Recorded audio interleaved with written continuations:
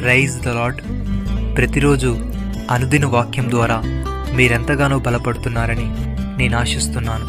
అలాగే మీరు కనుక మన యూట్యూబ్ ఛానల్ని క్రొత్తగా వీక్షిస్తున్నట్లయితే మన యూట్యూబ్ ఛానల్ని సబ్స్క్రైబ్ చేయండి, ఇతరులకు షేర్ చేయండి.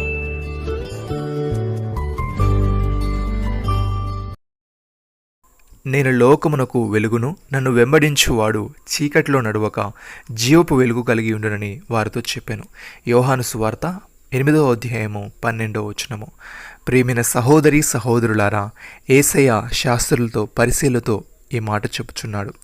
శాస్త్రులు పరిసయ్యులు వ్యభిచారమందు పట్టబడిన ఒక స్త్రీని తోడుకొని వచ్చి ఆమెను మధ్యను నిలువబెట్టి, బోధకుడా, ఈ స్త్రీ వ్యభిచారము చేయుచుండగా పట్టుబడెను, అట్టి వారిని రాళ్ళు రూవి చంపవల్లని ధర్మశాస్త్రంలో మోషే మనకు ఆజ్ఞాపించిన కదా, ఆయనను నీవేమి చేయుచున్నావని ఆయన అడిగిరి. ఆయన మీద నేరం మోపవల్లని ఆయన్ని శోధించుచు ఇలాగూ అడిగిరి. అయితే యేసు వంగి నేల మీద వ్రేలితో ఏమో వ్రాయిచుండెను. వారిని పట్టువదలక అడుగుచుండగా ఆయన తల ఎత్తి చూచి, మీలో పాపము లేనివాడు మొట్టమొదట ఆమె మీద రాయి వేయవచ్చునని వారితో చెప్పి మరలా వంగి నేల మీద వ్రాయిచుండెను. వారు ఆ మాట విని పెద్దవారు మొదలుకొని చిన్నవారు వరకు ఒకని వెంట ఒకడు బయటికి వెళ్ళిరి. యేసు ఒక్కడే మిగిలెను. ఆ స్త్రీ మధ్యను నిలువబడి ఉండెను. యేసు తల ఎత్తి చూచి, అమ్మా, వీరెక్కడ ఉన్నారు? ఎవరునూ నీకు శిక్ష విధింపలేదా అని అడిగినప్పుడు ఆమె, లేదు ప్రభువా అనెను. అందుకు యేసు, నేనును నీకు శిక్ష విధింపను, నువ్వు వెళ్ళి ఇక పాపము చేయకుమని ఆమెతో చెప్పాను. మరలా యేసు, నేను లోకమునకు వెలుగును, నన్ను వెంబడించువాడు చీకటిలో నడవక జీవపు వెలుగు కలిగి ఉండునని వారితో చెప్పాను. సహోదరి సహోదరులారా, వెలుగు తరచుగా సత్యం, ధర్మం మరియు శుద్ధతను సూచిస్తుంది. చీకటి పాపం, అజ్ఞానం మరియు ఆధ్యాత్మిక అంధత్వాన్ని సూచిస్తుంది. ఈ సందర్భంలో పాపం మరియు చీకటితో నిండిన లోకంలో సత్యం మరియు నీతి యొక్క మూలం తానే అని యేసయ్య ఇక్కడ ప్రకటిస్తున్నాడు.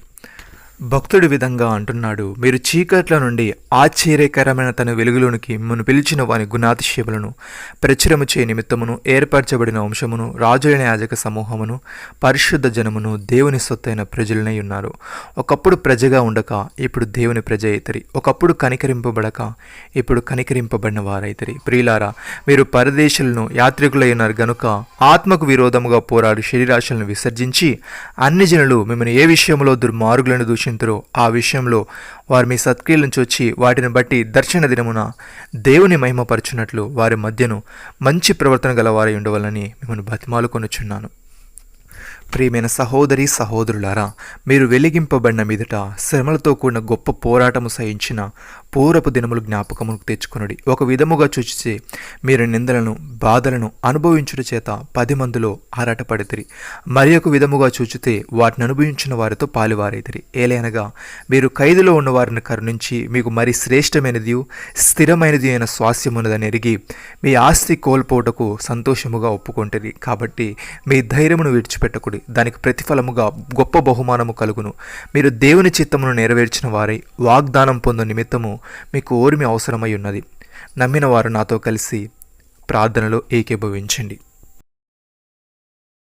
మమ్మల్ని మిగిలిగా ప్రేమిస్తున్న మా ప్రియ పరలోకపు తండ్రి, మీరు మాకు ఇచ్చిన వాగ్దానమును బట్టి మీకు స్తోత్రములు. దేవా, మేము చీకట్ల నుండి ఆశ్చర్యకరమైన నీ వెలుగులోనికి మమ్మల్ని పిలిచిన నీ గుణాతిశయములను ప్రచురము చేయ నిమిత్తమును ఏర్పరచబడిన వంశమును, రాజులైన యాజక సమూహమును, పరిశుద్ధ జనమును, దేవుని సొత్తైన ప్రజలమై ఉన్నాము గనుక ఒకప్పుడు ప్రజగా ఉండక ఇప్పుడు నీ ప్రజ అయితిమి, ఒకప్పుడు కనికరింపబడక ఇప్పుడు కనికరింపబడిన వారమైతిమి గనుక మేము ఆత్మకు విరోధముగా పోరాడు శరీరాశలను విసర్జించి అన్ని జనులు మమ్మల్ని ఏ విషయంలో దుర్మార్గులను దూషింతురో ఆ విషయంలో వారు మా సత్క్రియలు చూచి వాటిని బట్టి దర్శన దినమున నిన్ను మహిమపరచినట్లు వారి మధ్యను మంచి ప్రవర్తన కలిగి ఉండుటకు సహాయము దయచేయమని, మేము వెలిగింపబడిన మీదట శ్రమలతో కూడిన గొప్ప పోరాటము సహించిన పూర్వపు దినములు జ్ఞాపకము తెచ్చుకొని మా ధైర్యమును విడిచిపెట్టక దానికి ప్రతిఫలంగా కలుగుబో గొప్ప బహుమానము కొరకు మా గురి నిలుపుటకు సహాయము దయచేయమని, మీ చిత్తమును నెరవేర్చుటకై వాగ్దానం పొందు నిమిత్తము